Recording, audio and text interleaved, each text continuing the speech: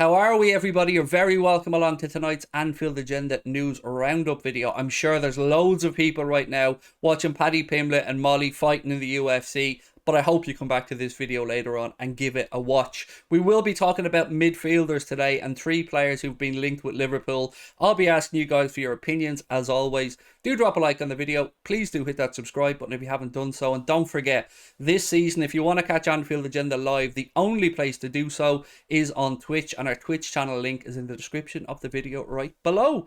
Right, my friends, look, Jude Bellingham. I know, bear with me. Don't go anywhere. I think you might like this story. Football Insider have said that Liverpool are close to completing a Naby Keita-style agreement with Borussia Dortmund that would see Jude Bellingham become a Liverpool player next summer.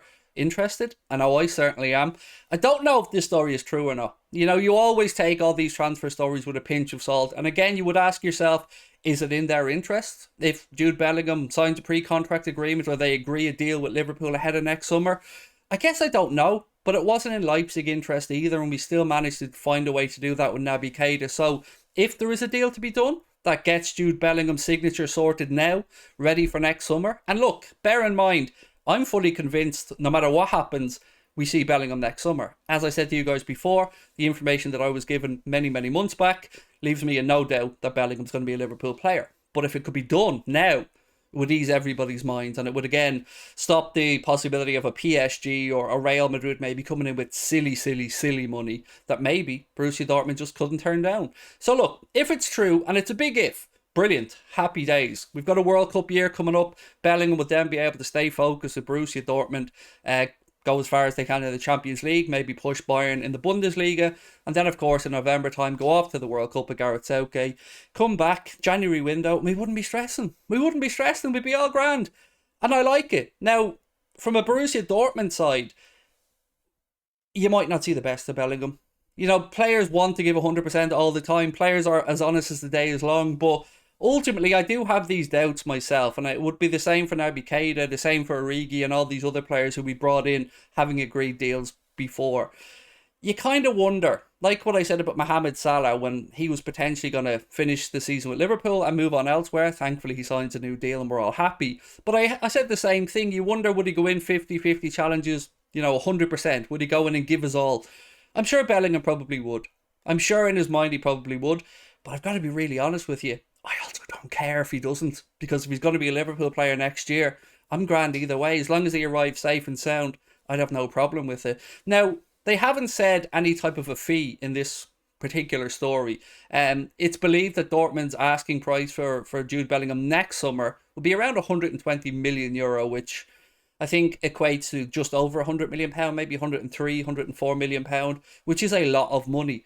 But again, I want to just reiterate, that's not the figure or any figure that is mentioned in this particular piece from Football Insider. So, look, if there's a deal to be done, if Julian Ward, Jurgen Klopp and Liverpool can get it over the line, happy days.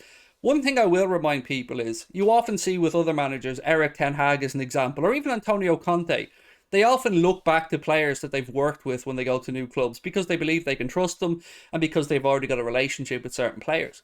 We haven't ever seen Kloppo go back to Dortmund to try and pinch a player from under their noses. So maybe now's the time. Maybe he's getting his little black book out because he knows Jude's a generational player. And I've always believed Jude's going to come to Liverpool because of the information I was given a long time ago. So for me, I'm calm either way. But if we can get a deal done, brilliant. Let's get a deal done and get Jude Bellingham committed to Liverpool as soon as possible. Then we can work on just celebrating and getting the welcome video sorted out. I am going to move on to another midfielder now, but again, love to know your thoughts on Bellingham. Whack it in the comment section. So, Liverpool are reportedly set to begin talks with Sporting Lisbon for the transfer of midfielder Matias Nez, according to reports in Portugal from Sport Witness. They say £42 million is the fee that it would take to get him from Sporting Lisbon. And this is where we become a little bit unstuck, because we said to you guys yesterday that James Pearce and Fabrizio Romano, both with different levels of certainty, have ruled out Liverpool's interest, or Liverpool's apparent interest, I should say, in this particular moment in time. James Pearce went as far as to say he's been told it's nonsense from the club. So, again, reports coming out of Portugal. Who do you believe? Do you believe the English side of this, i.e. the James Pearces, or do you believe the Portuguese side? Sometimes it genuinely is hard to know because the Nunes stuff broke on the Portuguese side. So, I don't know what to believe here, but what I do know is from looking into the player, and again, when this process or these links started, I wouldn't have been the most knowledgeable on him, but I have spent a good bit of time looking into him, and he does look like a very, very tidy player. Again, I remind you guys that Pep Guardiola spoke glowingly about Matias Nez before, and it does seem like a hot property that many clubs around Europe will be looking on him. 42 million, if that's the fee, it's kind of reasonable, isn't it? In this day and age, I know, me, you, and regular people, 42 million is a whole lot of money, but when you see transfers like Richarlison going for 60 million quid as an example, or Lukaku the season before 97 million, or you're looking about Frankie de Jong maybe moving 57 million, that type of thing, 42 million doesn't sound like too bad a business for somebody who's 23 years of age and could potentially be part of your midfield for the next 5, 6, 7 years. So I don't know if the interest is real. I would probably edge towards James Pearce's side and say it probably isn't. If Klopp wants a particular midfielder, he has a particular midfielder in mind. It could have been Tchouaméni at one point. He went to Real Madrid. We missed out on him. Bellingham's the obvious one. Bellingham is where it's going to be. But I had to bring this up because it is a genuine link and I wanted to see what you guys think about the player. I like the price tag. 42 million for me seems fairly reasonable, and there seems to be a lot of good talent in the Portuguese Premier League at the minute.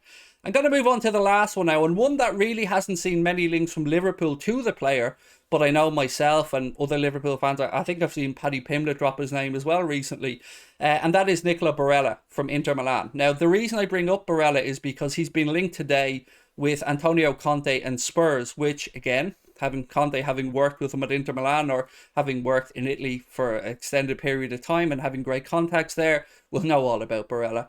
And I'd also seen a link last night from Julian Nagelsmann's kind of talking about Harry Kane a little bit, and it kind of got me wondering, with the fact they've brought in Richarlison, with the fact that they've got obviously Heung-min Son there, they've got Perisic, they've got Kulusevski, maybe they're going to sacrifice Harry Kane if the right offer comes in. And I'm sure for Daniel Levy or even for Spurs fans, losing Kane would be tough, but losing him to a Premier League rival would be far worse. So if you could move Harry Kane on to Bayern Munich or somewhere like that, maybe it's a bit softer. But again, to tie it all in, the reason it kind of came into my head today is because Antonio Conte has been linked with Nicolo Barella from Inter Milan, and I'm sure he would cost a pretty penny. I'm sure they wouldn't want to lose him. In fact, I think they're going as far as to maybe make him a club captain. So, again, just trying to tie it all together for you, but he's the third midfielder for me that I've seen Liverpool fans in particular linked with. There's been a few stories linking us to him, but for me it would be Jude Bellingham and then Barella. That would be my 1 and 2 if we were to look at midfielders coming in. Matias Nez perhaps in third.